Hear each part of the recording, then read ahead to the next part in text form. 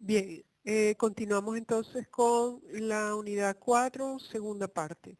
En la parte anterior les había hablado de aminoácidos esenciales y aminoácidos no esenciales y habíamos mencionado pues en qué consistía cada uno. Ahora en esta tabla que les presento acá está la lista de los aminoácidos esenciales: isoleucina, leucina, lisina, metionina, fenilalanina, treonina, triptófano y valina. Y los no esenciales: alanina, arginina, que es esencial para los infantes, asparagina, aspartato, cisteína, glutamato, glutamina, glicina, histidina, que es esencial para los infantes, prolina, serina y tirosina. Esos son los aminoácidos esenciales y los aminoácidos no esenciales.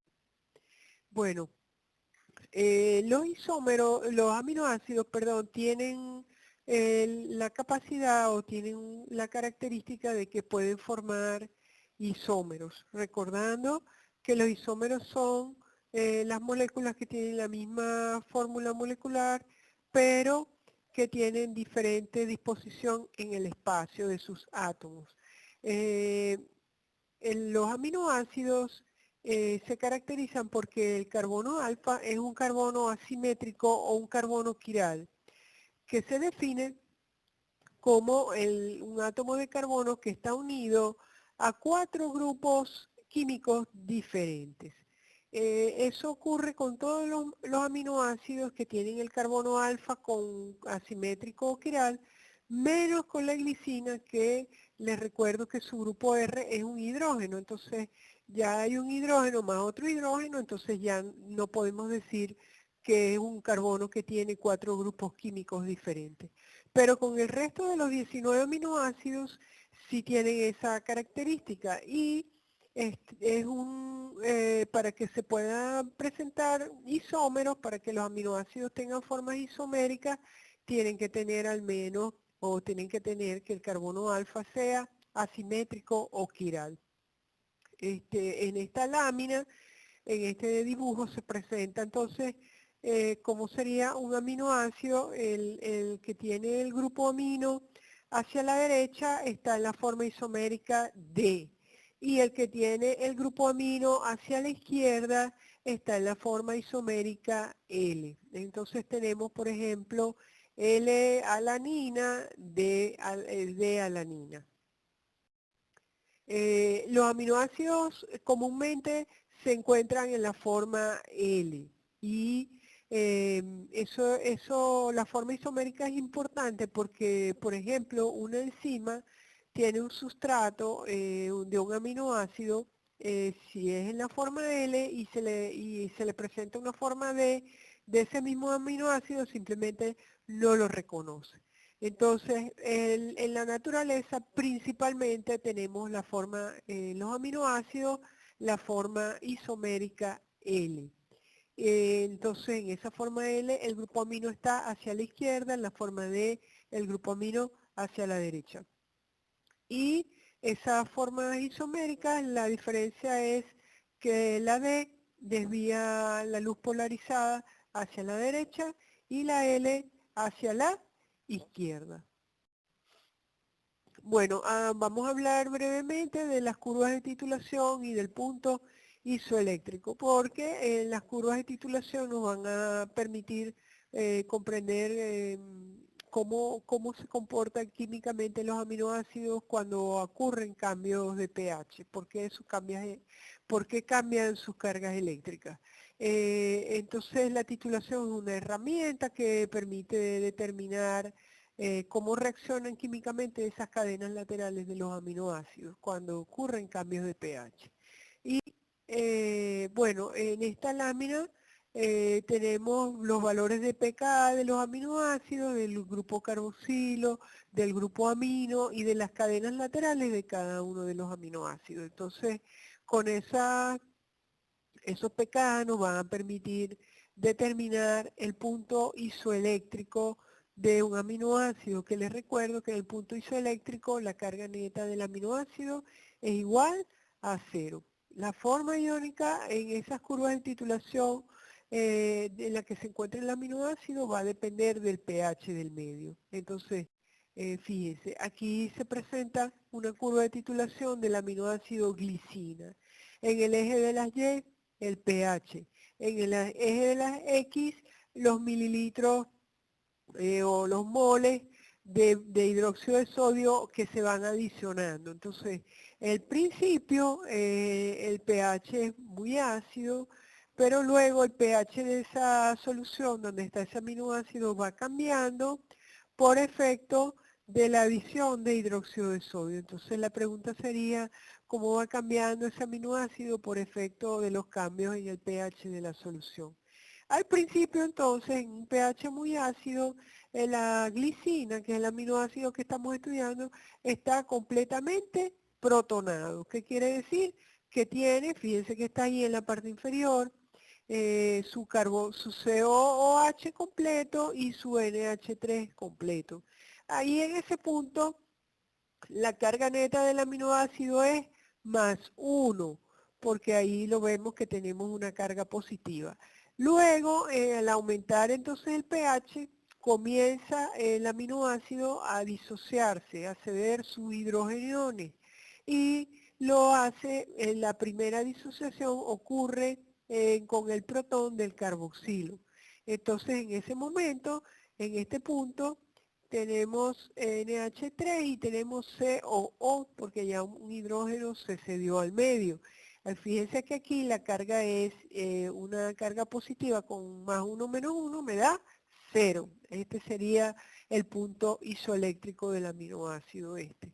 Luego se sigue adicionando hidróxido de sodio, entonces se va a producir, está en la parte superior de la lámina, la disociación del el grupo amino. Entonces ya no es NH3 sino NH2. El cálculo del punto isoeléctrico sería pK1 más pK2 entre 2. Y recuerden, el punto isoeléctrico es el valor del pH en el cual la carga neta del aminoácido es igual a 0. Igual número de cargas positivas que de cargas negativas. Ahora les quería mencionar la formación de puente disulfuro entre dos moléculas del aminoácido cisteína, que son aminoácidos azufrados. Fíjense que ahí está el grupo sulfidrilo, ya lo deben reconocer. Y si esas dos moléculas se unen, forman ese puente disulfuro. Y ahí lo que ocurre es que los grupos sulfidrilos se oxidan y forman la molécula de cistina. Pero es importante resaltar que esos puentes disulfuros le dan estabilidad a los péptidos y las proteínas, obviamente, porque pues permiten una mayor estabilidad de esas moléculas. Y ahora vamos a hablar del enlace peptídico. El enlace peptídico es un enlace de tipo covalente, se produce entre el grupo carboxilo de un aminoácido y el amino del aminoácido siguiente. Durante la formación de ese enlace se desprende una molécula de agua, por lo cual uno habla de residuos de aminoácido, porque se pierde en cada enlace peptídico una molécula de agua. El enlace peptídico tiene un comportamiento de doble enlace, un comportamiento parcial de doble enlace, y eso le concede, sabemos que cuando hay un doble enlace, primero los dos átomos involucrados en el doble enlace pierden su movilidad, ¿no? Se produce una rigidez que inmoviliza en un plano los átomos que lo forman. Entonces, es un doble enlace, es más rígido y es más corto. Aquí se les presenta lo que sería un enlace peptídico, aminoácido 1, aminoácido 2. Fíjense que el carboxilo del 1 con el amino del 2 forma el enlace peptídico, ahí está sombreadito. Entonces, ese enlace peptídico entre ese carbono y ese nitrógeno va a tener un carácter de doble enlace, un carácter parcial de doble enlace. ¿Por qué? Porque entre el carbono y el oxígeno ustedes aprecian que allá hay un doble enlace. Esa estructura de doble enlace está resonando ¿Qué quiere decir? Que está alternando entre el carbono, el nitrógeno y el carbono, el oxígeno. Se va moviendo carbono, nitrógeno, doble enlace, carbono, oxígeno sencillo, después carbono, oxígeno, doble enlace, carbono, nitrógeno sencillo. Entonces, por eso es que podemos afirmar que tiene un carácter parcial de doble enlace. Bueno, y aquí está la molécula de agua que se desprende. Esto sería el enlace peptídico. En este caso tenemos representado un dipéptido, porque son 2 aminoácidos, un enlace peptídico. Si fueran 3 aminoácidos y 2 enlaces peptídicos, sería un tripéptido. Si fueran 4 aminoácidos, tetrapéptido, etc. Entonces, vamos a hablar un poco de los péptidos. Los péptidos son moléculas formadas por la unión de varios aminoácidos mediante enlace peptídico. Esos péptidos, igual que las proteínas, son responsables de funciones, de un gran número de funciones. Entonces, cuando hablamos de menos de 10 aminoácidos unidos entre sí, hablamos de un oligopéptido. Cuando tenemos más de 10 aminoácidos unidos entre sí por enlace peptídico, obviamente tenemos un polipéptidos. Si son más de 100 aminoácidos, hablamos de proteínas. Pues les tengo que comentar que eso es un poco, algunos autores tratan de la misma forma un polipéptido que una proteína. O sea, para esos autores es lo mismo. Y algunos autores hablan de proteínas las que tienen más de 50 aminoácidos. Pero bueno, vamos a trabajar con este criterio para establecer algún criterio fijo.